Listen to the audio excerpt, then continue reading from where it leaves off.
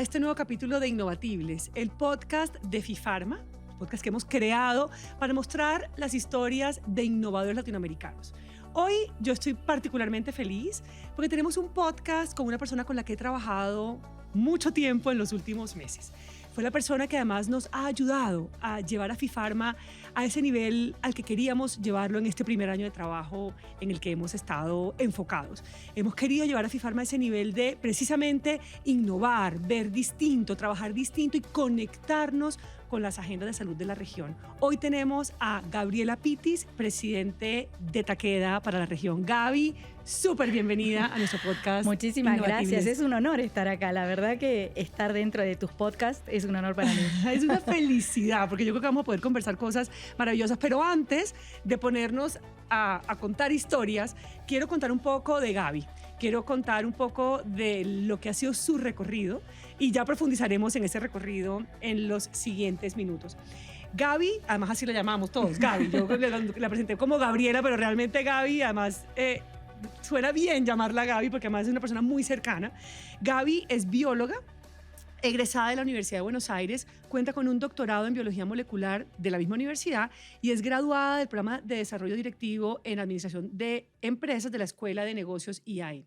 Durante 9 años se desempeñó como investigadora en importantes centros de investigación y por 6 como científica principal en el Hospital Infantil Burlo Garofolo de Italia, ¿lo dije bien? Lo dijiste bien. Siendo la responsable del Laboratorio de Enfermedades Metabólicas. Además, en el sector farmacéutico, donde yo tuve el honor de conocerla, tiene una trayectoria de más de 20 años, realmente de más de 25 años en diferentes áreas terapéuticas y mercados, ocupando diferentes posiciones gerenciales y de liderazgo. Actualmente, Gaby es la presidenta de Takeda para el Cono Sur, la región andina, México y Centroamérica. Pero además, con Gaby hemos hablado mucho sobre su otra faceta, porque todos tenemos tantas facetas que son las interesantes de destacar. Gaby es mamá, abuela, además sé que es una abuela embobada por sus nietos, mentora, y yo sí que he visto ese espíritu de Gaby de hacer mentoría, de ayudar, de apoyar, de ayudar a crecer a las personas que la rodean. Formadora de nuevos profesionales. Además, me encanta cómo la he visto en el pasado tomar la decisión de ayudar a una persona y ver cómo esa persona llega, digamos, a cumplir sueños con el apoyo de, digamos, de su liderazgo y de su acompañamiento. Y fue la chair o la presidenta del Consejo Directivo de FIFARMA en este primer año que me ha correspondido liderar esta organización y por eso es que he tenido el honor de trabajar tan de cerca. Gaby, de verdad que es un honor, es de verdad un placer. Nos soñábamos con hacer este podcast y entonces ahora sí, arranquemos, ¿te parece? Dale, claro. Primera pregunta, pero además creo que acabo de destacar algo de la historia tuya, Gaby, como precisamente bióloga e investigadora. Y una bióloga e investigadora de formación, que además, no solamente de formación, sino que ha tenido la experiencia de la investigación, llega a esta industria. Entonces, ¿cómo realmente es esa, tal vez, simbiosis? ¿Cómo es esa mirada y esa visión de una persona que ha tenido esa experiencia en la industria farmacéutica de investigación y desarrollo? Bueno, súper gracias por esa pregunta porque, como vos dijiste, sí, investigué durante muchos años, era investigadora del CONICET, después me fui a hacer el postdoc afuera y lo que une todos los momentos de mi vida es que siempre estuve relacionada a la salud. La investigación que hacía era en salud, mi tesis doctoral fue en 2 modelos de enfermedades, una la infección por HIV y la otra por Mycobacterium en la tuberculosis, siempre cercano a lo que era la investigación aplicada a la salud, a entender mecanismos que disparan enfermedades. En el postdoc estuve más orientada a la producción de drogas terapéuticas alternativas y ahí ya viene la innovación, ¿no? En el caso particular mío desarrollábamos moléculas terapéuticas con uso terapéutico, pero en plantas, en mi caso plantas de tabaco, ¿no? De tabaco. Y era algo interesante, innovador, la primera vez que en Europa se podía plantar a cielo abierto plantas que podían producir a escala una solución terapéutica. Eso me llevó a entrar en el mundo de las enfermedades raras porque esta molécula que preparábamos estaba ligada a la enfermedad de Gaucher. Y la enfermedad de Gaucher es una de las tantas enfermedades raras, y ahí entré, como vos dijiste, en el Burlo Garofalo, es el hospital pediátrico más importante de Trieste, de Italia. Atiende todo el norte y toda Europa del Este, o sea que recibe muchísimos pacientes. Y creamos, con ayuda del gobierno y con ayuda de las agencias regionales, este centro de enfermedades raras que estaba enfocado en la investigación y en el diagnóstico, ¿sí? Lo interesante era el abordaje multidisciplinario, que seguramente lo vamos a tocar después, porque ese centro se destacaba por tener la clínica con los pediatras y en el hospital, la investigación y también el diagnóstico, ¿no? Unía los puntos que son tan importantes en el manejo de enfermedades. Y llegas a la industria después. Eso me abrió también el contacto con la industria porque a explorar más que nada, ¿no? La curiosidad de poder ver cómo se hacían a escala estos medicamentos. Tuve la oportunidad de participar en varios ensayos clínicos como investigador. Claro. Y eso me dio la oportunidad de encontrarme con compañías que estaban investigando y trayendo productos al mercado en el ámbito de las enfermedades raras. Y una de ellas fue la que finalmente terminé trabajando y fue mi primera experiencia con la industria en Shire. Y eso creo que me dio, vos preguntabas cuál era el valor agregado. Toda mi vida anterior había estado estudiando, investigando procesos que tenían que ver con enfermedades raras, y este fue un paso que, si bien no fue tan ligero como parece... Seguro que no lo fue. Fue mi primer contacto con la industria. Pero acabas de hablar de un tema que para mí siempre es un tema obligado cuando hablo con líderes. Y tú decías, se ve más fácil de lo que fue. Hiciste esa mención. Y yo siempre, cuando le pregunto a los líderes y a los innovadores con los que he hablado sobre sus logros y sobre cómo han llegado, dónde han llegado, siempre lo cuentan y suena súper fácil. Pero cuando uno va a ver, en efecto, no es tan fácil. Y por eso quiero hablar de desafíos. Entonces, quiero que hablemos de, no sé, algún anécdota, no sé si anécdota o algún desafío o desafíos que has tenido que nos quieras compartir. Gracias, sí.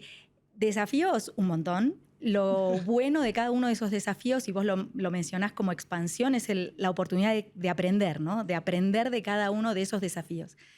Y desafíos tuve muchos desde chiquitos a grandes, ¿no? Mi primer desafío fue cambiar del mundo académico a la industria farmacéutica. Eso, otro mundo, otros parámetros, otros códigos, otra manera de trabajar, ¿no? Venía de trabajar en un ámbito académico, en un ámbito donde se explora mucho, donde se falla mucho también, en donde vos probás hipótesis y no siempre tenés resultados positivos, pero tiene esa curiosidad continua de lograr un objetivo. En la industria me encontré con otros parámetros por ahí a veces más rígidos, y aparte te hablo de muchos años atrás. Entonces, era difícil, ¿no? Querer hacer por un lado, sabiendo que por ahí no te iba bien. Y al inicio para mí fue bastante ríspido, te voy a decir.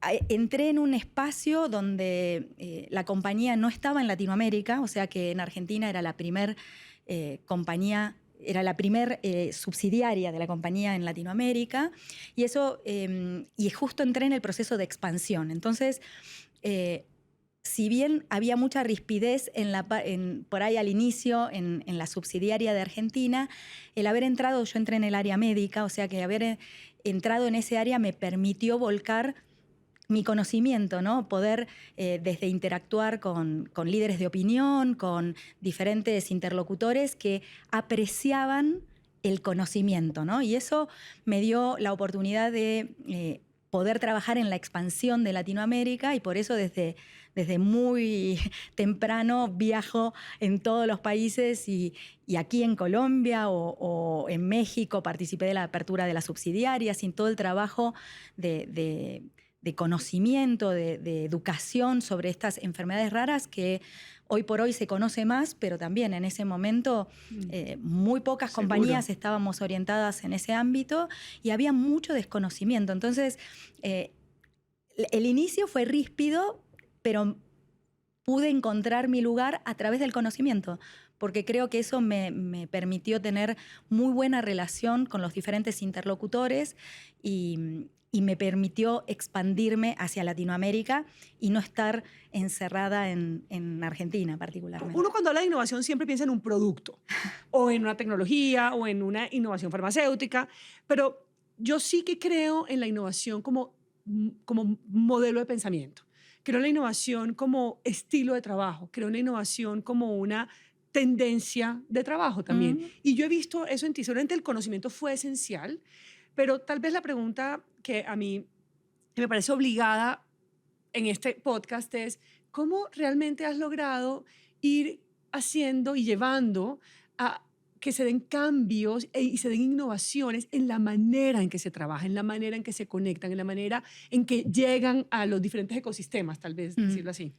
Eh, Creo que lo nombré en algún momento, pero lo rescato ahora y es el trabajo multidisciplinario. Sí, ¿Sí? me encanta. De alguna manera, yo crecí en ese ámbito. Digamos, hoy por hoy, y cualquier científico te lo puede decir, no es el científico, a veces uno se imagina el científico loco y aislado, y es todo lo contrario. En general, son equipos de trabajo donde cada uno aporta miradas diferentes, donde tenés que interactuar con el biomatemático, donde tenés que interactuar con el físico, con el médico, y yo tuve esa oportunidad desde muy temprano, porque al trabajar específicamente en áreas de salud, estaba obligada a interactuar con médicos, con bioinformáticos. Cuando recién empezábamos a entender cómo eran las moléculas y cómo eran las estructuras, necesitábamos de bioinformática, y eso creo que lo llevo dentro, Sí. ¿no? Porque aprendí Se a nota. trabajar así desde el inicio, y eso... digamos, también me trajo dolores de cabeza, ¿no? Querer traer gente diferente a la mesa o buscar maneras diferentes de trabajo.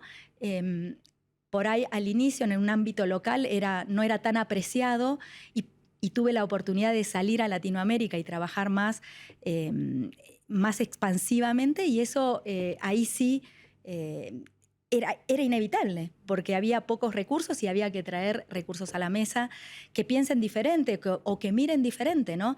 Cuando vos te expandís a un nuevo país, tenés que buscar ayuda y soporte en gente que por ahí tiene otro conocimiento y trae otra mirada que vos no la pensaste. Entonces, de alguna manera, ese DNA del trabajo no me asusta, al contrario, me parece que enriquece absolutamente, porque en cada proceso aprendés. Si algo entendí en su momento, y es parte de lo que tú acabas de destacar, Gaby, es la ciencia es multidisciplinaria 100%. y la innovación es multidisciplinaria. La creación y la creatividad tiene mucho más posibilidades cuando entran muchas disciplinas, muchos pensamientos. Creo que ahí, me encanta que lo hayas destacado porque además yo lo veo en tu manera de trabajar. Yo creo que por eso nos entendimos bien. Cuando nos sentábamos a hablar, siempre teníamos la capacidad de abrirnos a las posibilidades. Y por eso me toca preguntarte ahora por la industria. ¿Cómo ves el futuro de la industria farmacéutica en la región? ¿Cuáles ves tú que son las oportunidades? ¿Cuáles también crees que son los desafíos que tenemos como industria? Hoy tenemos grandes desafíos, Sí. particularmente en la industria de innovación, ¿no? En traer productos innovadores, diferentes y soluciones para enfermedades que hoy por ahí no tienen. Y me parece que el principal desafío que tenemos como industria es mostrar el valor de esa innovación, ¿no? Nosotros siempre en FIFARMA discutimos justamente cómo trabajar en forma mancomunada con diferentes actores del sistema de salud para favorecer el acceso. Y eso simplemente, me retracto porque simple no es, pero es mostrar el valor que tiene la innovación en la salud de la gente, ¿no? Y la verdad es que ese creo que es nuestro mayor desafío, pero también nuestra mayor oportunidad. Sí. El sistema de salud tiene que ser sustentable, pero también tiene que traer innovación. Entonces, tenemos que ser creativos. Vos hablabas de maneras diferentes de trabajar mancomunadamente para que esta innovación llegue bueno, en este caso nosotros estamos en Latinoamérica, así que a los latinoamericanos. Me parece que eso es uno de Sí. nuestros principales desafíos. Y creo que lo destacas muy bien y lo pones de manera muy simple, aunque por detrás hay una complejidad enorme, y es Enorme. cómo mostrar el valor de la innovación. No sé si te acuerdas, Gaby, o si estabas en ese momento, cuando hablé de un libro de Stephen Johnson que se llama Extra Life. Y él dice algo que para mí, a mí me quedó sonando, y de hecho en estos días hablaba con el equipo. Él dice, la innovación muchas veces se trata de las cosas que ya no pasan. Entonces uno da por hecho muchas cosas. Entonces ya uno no habla de la anestesia, ni de lo que la anestesia resolvió en su momento, porque ya lo da por hecho. Uno no habla de los antibióticos, porque ya lo da por hecho. Las vacunas, que de hecho yo sé que ha sido un nuevo tema, digamos, en Takeda, la vacuna contra el dengue. Pero también, por ejemplo, ya no pensamos en la cantidad de vidas la cantidad de muertes que se han evitado por el cinturón de seguridad. Ya uno no piensa Por en el esas agua cosas. potable. Entonces, mostrar el valor de la innovación creo que cada vez se vuelve más difícil, porque la gente cada vez lo da más por sentado. Y creo que ahí todavía tenemos una tarea que hacer y mostrar que, de todas maneras, la vida y la calidad de vida sí dependen todavía en muchas enfermedades, y sobre todo con el envejecimiento de la población, de que la innovación pueda entrar. Entonces, también hablábamos con el equipo de FIFARMA en estos días de cómo innovar para innovar. Decíamos, y lo decía en ese momento, cómo pensamos maneras distintas para que la innovación entre y también para que la innovación se dé. Cómo realmente le damos una pensada distinta a los problemas que hemos tenido. Y ahí entra la sostenibilidad financiera de los sistemas de salud, que es un gran desafío en la región. Pero creo que aparte de un gran desafío es también una gran responsabilidad que tenemos como líderes de la industria, porque no podemos permitir que esa innovación no llegue a la población. Exacto. Por eso es una obligación hacer esfuerzos por innovar en procesos, en maneras, en conversaciones. Yo siempre, y tú me conoces, Gaby, siempre hemos hablado de tenemos que llegar a los puntos medios. Probablemente la respuesta no está ni en un extremo ni en el otro. La respuesta hay que construirla y está en algún lugar en la mitad. Y creo que ahí, como bien lo mencionas, tenemos una responsabilidad, todos los que estamos en esta industria. Absolutamente. Creo que eso me gusta decir que es una responsabilidad y no solo una oportunidad. Me parece que es importante. Yo quiero hablar ahora de algo en lo que también te hemos conocido, sobre todo quienes te seguimos en las redes, en LinkedIn. Te veo muy activa como líder, pero también muy activa como líder en temas de equidad de género, como muy activa. Y yo recuerdo muy bien unas palabras tuyas que a mí me quedaron resonando y yo lo he contado. No sabías, pero lo he contado, cuando me mencionaste quién iba a ser el nuevo gerente general de Takeda en Colombia. Yo recuerdo que estaba Hernán Porcile, que es un personaje espectacular con el que me tocó trabajar, se movía para México, y tú me dijiste, va a quedar Adriana. Y cuando me hablaste, y yo conocí a Adriana, porque ella trabajaba en Takeda, y me lo mencionaste como, he querido apoyarla, formarla y acompañarla para que pueda llegar a este rol. Y en ese momento recordé un estudio que vi de Harvard Business Review en donde decía, es que quienes estamos en posiciones de liderazgo tenemos no solamente que decir que queremos más mujeres, sino realmente tomar acciones concretas para apoyar a mujeres que les vemos el potencial, pero que de pronto sí requieren algún grado de ayuda de acompañamiento. Entonces te hemos visto como una líder realmente en ese ámbito, pero más no solamente como una líder, sino como alguien que de verdad se ha puesto la camiseta de la equidad de género y ha decidido apoyar ese tema. Háblanos cuál es tu mirada frente a ese tema de equidad de género, por qué te has involucrado tanto, por qué le das tanto valor. Yo me imagino, pero quiero que lo compartas con quienes nos están escuchando en el día de hoy. Primero creo que es lo que hay que hacer. Creo que todos nosotros debemos trabajar por ser más equitativos, por incluir diferentes colectivos. En este caso hablamos de mujeres y creo que particularmente y personalmente yo tengo hijas, nietas y creo que es parte del legado, ¿no? Tratar de bajar barreras que nosotros hemos tenido y hemos afrontado para que la vida para ellas profesionalmente y la vida en comunidad sea más simple, ¿no? Tendrán ellas otros desafíos y otras batallas que librar, pero desde este lugar me parece que es crítico que mujeres que hemos podido alcanzar posiciones de liderazgo y que hemos batallado con estereotipos y con barreras, demos y seamos generosas con otras mujeres para que también ellas tengan la oportunidad. La verdad es que yo me lo tomé como una misión y recientemente me asocié a Women Corporate Directors y estoy bastante activa en la sede de Argentina, que es donde vivo. Lo interesante que tiene esa red es que acerca mujeres líderes en diferentes ámbitos, en diferentes sectores, con diferentes problemáticas y con diferentes trayectorias. Y de cada una se aprende y sobre todo se busca el soporte, ¿no? A veces se presentan problemáticas en una organización de difícil entendimiento. Entonces, ¿qué es lo que hiciste, no sé, vos en el ámbito de banco, o vos en el ámbito de salud, o vos en el ámbito del petróleo? Y los entornos son diferentes. Entonces, a mí eso me ha permitido entrar en contacto con otras realidades, con otras...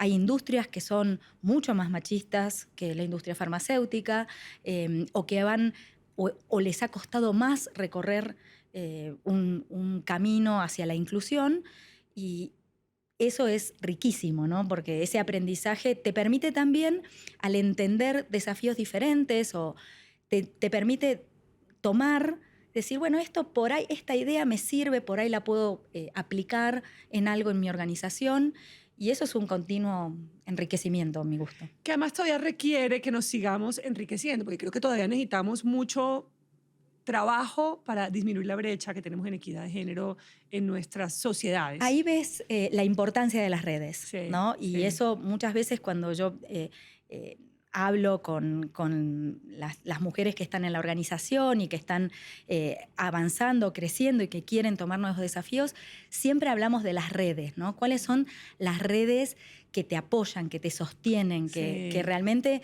son, que no son mujeres, varones, Hay de todo. hay de todo, no es una cuestión de género, es quién realmente tiene confianza en vos, en tu potencial, en que lo vas a poder hacer, y cómo esa persona te ayuda justamente a descubrir esa oportunidad, ¿no? Creo que lo que nos falta mucho es tomar más acción, definir misiones, como tú mencionabas, lo tomaste como una misión, que vamos a seguir ayudando y que vamos a apoyar a más mujeres para que puedan cumplir sus sueños. Yo siempre digo cumplir sus sueños porque tal vez en algún webinar que estuvimos juntas hace poco yo mencionaba el caso de una persona que admiro mucho en Colombia que decía, bueno, pero es que yo no quiero llegar a ser la directora de mi organización, yo quiero seguir siendo la segunda.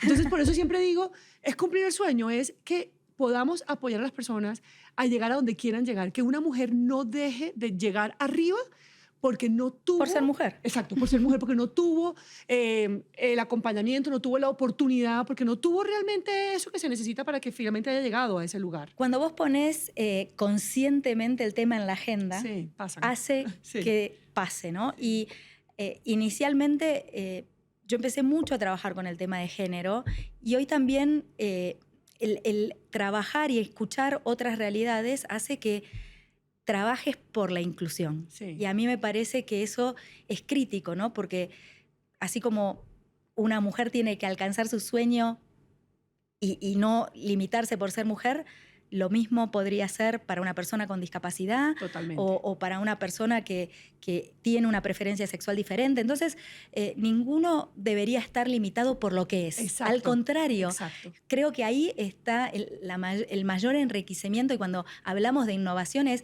que cada uno pueda ser lo que realmente es y explotar su potencial. Eso solamente tiene que redundar en cosas positivas. Y volvemos a lo mismo, la innovación pasa por permitir miradas tan distintas de tantas personas que tienen contextos tan distintos también. Sí, y ahí creo que también como líderes nosotros tenemos que velar porque el entorno sea seguro, ¿no? Sí. Porque que ese entorno sea seguro para poder sacar lo mejor, y también hacer que la gente piense diferente, que busque, que se equivoque, que aprenda. Y eso requiere un trabajo, ¿no? Yo trabajo en una organización que busca continuamente generar ese entorno positivo, ese entorno seguro, y eso, digamos, también hace que siga trabajando y siga eligiendo, ¿no? Porque creo que es crítico, ¿no? Si no pudiera hacerlo... Y algo que cuando somos mujeres siempre es una pregunta súper obligada, y es balance. ¿Cómo lo logras todo? ¿Cómo logras? Y esto yo creo que es un mensaje también para muchas personas, no solamente para mujeres, sino para muchas personas que nos están escuchando, y es cómo llegar a estos cargos, cómo llegar a lograr los sueños, cómo llegar a eso, pero también sin dejar de lado lo importante que es mantener bien todos esos otros escenarios de mamá, de abuela. Yo he oído a Gaby hablar de sus nietas y es, o sea, da un placer, yo la quiero conocer a las nietas de Gaby. Entonces, háblanos también un poco de ese lado de Gaby Pitis. Primero tengo que decir nietos porque ya tengo un nieto Ah, varón. ya tienes un así nieto que, varón. Si no, no voy a ser inclusiva, así que eso quería aclararlo. El balance es crítico, pero muchas veces, y yo lo veo, para mí fue todo un ejercicio de aprendizaje, ¿no? Pero lo veo y trato de apoyar a las personas justamente en encontrar ese balance. Significa renunciar también a cosas, ¿no? Saber decir que no, saber priorizar cuál es tu agenda. Y eso también significa delegar y confiar en la persona o en los equipos en que estás delegando. Yo hoy puedo tener o cuento con un equipo realmente muy profesional, que realmente me da mucho soporte y en el cual delego absolutamente confiando que las cosas van a ocurrir, que las cosas van a pasar y tratando de generar ese espíritu también en los líderes que trabajan conmigo. Porque si vos no delegás y tenés una agenda cargada, y al inicio me pasó, porque al inicio uno quiere, como yo había hecho un cambio importante, entraba a la industria no desde el inicio y quería hacer todo, entonces tenía una agenda que era inmanejable. Y por suerte conté con gente que te ayuda.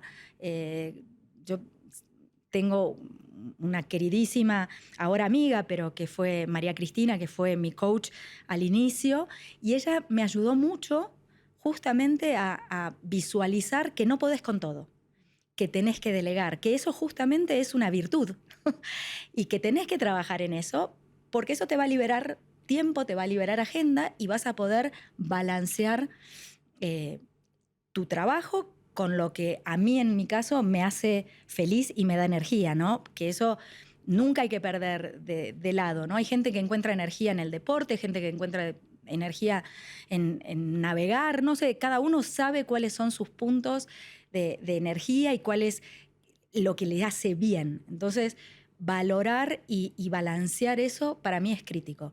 Sí, hay momentos en que por ahí son más complejos, que tenés situaciones laborales que requieren, digamos, yo pasé por grandes integraciones y manejar integraciones de dos, no sé, la última de Jair con Takeda, organizaciones muy diferentes, con una cultura diferente en donde había que trabajar. Bueno, eso requirió por ahí más esfuerzo o más tiempo dedicado al trabajo, pero son circunstanciales y eso hay que saberlo que son circunstanciales, son momentos que después vuelven al balance. Muchas veces me encuentro yo diciendo a la gente que trabaja conmigo, chicos, se tienen que tomar vacaciones. Se tienen que tomar vacaciones porque de nada sirve seguir trabajando y no descansar. Yo no puedo si no duermo las 8 horas. Cada uno tiene cada uno tiene su manera de encontrar energía, pero creo que balancear también significa renunciar a cosas, renunciar a estar sobre todo y a ese micromanagement que no te lleva a nada. Al contrario, creo que mucho o buena parte del feedback positivo que recibo es esto de delegar y delegar con confianza, ¿no? Que no es lo mismo que delegar. Anoté esa palabra, confiar, porque tú dijiste delegar y yo dije parte de confiar. Absolutamente. Parte total de confiar. Absolutamente. Seguro te preguntan mucho por el tema de balance. Tengo una agenda igual, yo tengo eso, tampoco, digamos, en la práctica mi calendario tiene colores diferentes para las cosas de trabajo y hoy yo sé que mi papá a las 3 de la tarde de Argentina tenía que ir al médico. Eso lo tengo en mi calendario. Pero porque eres muy organizada. Yo creo que a mí me preguntan cuál es la clave de tu balance, organización. Y es que no hay opción, otra opción. Entonces la gente me dice, ¿y cómo sacas tiempo para hacer ejercicio? Yo, porque me organizo, porque yo sé a qué hora puedo hacerlo. Bueno, hoy en día, digamos, la organización realmente fluye porque digamos que los fines de semana puedo contar con ese tiempo. Cuando trabajé en el gobierno, en el sector público en Colombia, no tenía ni siquiera fines de semana. El desafío de la organización era así de grande. Hoy digamos que es como así, pero en ese momento era enorme porque no contaba, yo podía empezar jornadas a las 4 o 5 de la mañana porque tenía que viajar a esa hora por algún lugar de Colombia. Entonces, si algo aprendí en ese momento de mi vida era que si yo no me organizaba, no le podía dar espacio a lo todo, importante. a lo importante. Pero ahí también hablaste de cosas importantes, priorizar, definir qué es importante para mí, en este caso también para ti, y algo que en el webinar que hicimos hace unos meses hablamos mucho, y es algo que nos cuesta a las mujeres, y es pedir ayuda y aceptar ayuda. O sea, yo recuerdo con mi mamá que me ayudara, o sea, pero es que nos cuesta, nos cuesta. Bueno, yo tengo una anécdota cuando hacía la tesis. Yo hice la tesis doctoral y en Argentina justo era una época bastante complicada y tenía que presentarme a la beca postdoctoral y para eso tenía que tener la tesis hecha. Y yo había recién tenido a mi hija más chica, más grande, a Lucía. Y la verdad es que, nada, yo escribí la tesis en plena maternidad, por así decir, y cuando ella... Y mi mamá me ayudó un montón. Pero me ayudaba hasta en cosas que uno dice, bueno, te tenía la nena. Mi mamá se sentó conmigo y me acuerdo que yo le pasaba pilas así de bibliografía. Hoy todo eso es electrónico, digital, y los chicos, cuando yo lo cuento a chicos que hacen el doctorado, me dicen, Gaby, ¿de qué hablas? Digo, chicos, nosotros en esa época buscábamos todo y transcribíamos todo. Sí. Y yo me acuerdo que le daba así de papers a mamá y mamá escribía en la computadora tal cual lo que decía y yo después lo acomodaba. O sea que uno tiene que pedir ayuda 100%. Yo la verdad que tengo una red también de ayuda donde es colaborativo, ¿no? Y me parece que también eso es lo que hay que inculcar y creo que le estoy inculcando también a mis hijas. Eso de tenés que... Esto es... La familia es de todos, apoyarte, ¿no? en apoyarte en las redes. Eso me parece que está bueno que lo hayas nombrado porque es crítico. Yo recuerdo anécdotas tan bobos cuando... Hoy lo veo como bobos, pero en ese momento yo recuerdo que a mí me gustaba lavarle la ropa a mi hija cuando estaba recién nacida porque tenía que ser con un jabón especial para que no le...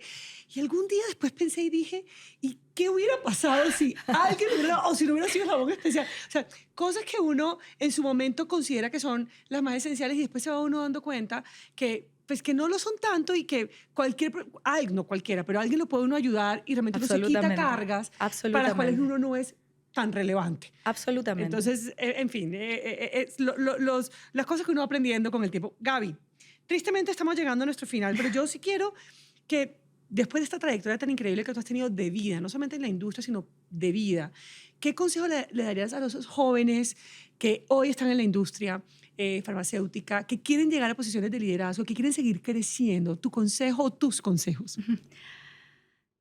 Lo primero...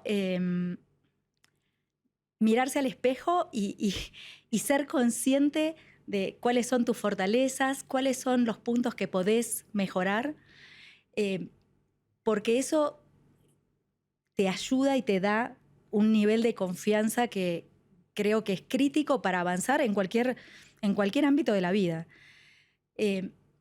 Las redes, hablamos, ¿no? ¿Quiénes son las personas que van a ser buenos advocates tuyos, quienes realmente van a creer en vos y te van a ayudar a dar un paso o a mostrarte el potencial? Dejarse ayudar, esto es algo que creo que a veces, digamos, no confundir confianza con me las sé todas y dejarse acompañar, ¿no? Dejarse acompañar porque seguramente aquellas personas que tienen un vínculo, que generan un vínculo y que creen en vos, te van a aconsejar para bien y te van a acompañar para bien. Nadie, digamos, hay de todo, pero creo que eso es importante porque te da la oportunidad de aprender rápidamente de lo que otros ya pasaron, ¿no? Entonces, dejarse acompañar sería otra digamos, el tercero de mis puntos, ¿no? La confianza, trabajar en la confianza sabiendo y conociéndose, trabajar en redes y quienes te apoyan y dejarse acompañar. A veces escucho, pero ¿te parece que yo puedo hacer? Si alguien te eligió y alguien te está dando la oportunidad, es porque realmente cree que podés hacerlo. No hace falta que digamos que no nosotros. Y esto vale para todos, vale para mujeres, hombres. Es creer en que uno, digamos, si alguien le está dando una oportunidad, es porque lo vale. Qué maravilla que empieces este camino, qué maravilla todos los sueños que tienes, pero ojalá no te sobreactúes. Y seguramente ese será un mensaje que intentaré reforzarle con el tiempo. Gaby, espectacular esta conversación. una historia que de verdad tiene mucho para que aprendamos, mucho para sacarle jugo, muchos mensajes que nos has dejado en el día de hoy. Sabía que iba a ser así de deliciosa esta conversación y de verdad muy agradecida que nos hayas acompañado en Innovatibles. No, gracias a vos. Esta oportunidad es mi primer podcast, nunca lo había hecho, así que es una lindísima experiencia también. Siempre se aprende algo. Siempre se aprende algo. Gracias, Gaby. Gracias y gracias por oírnos y vernos en Innovatibles.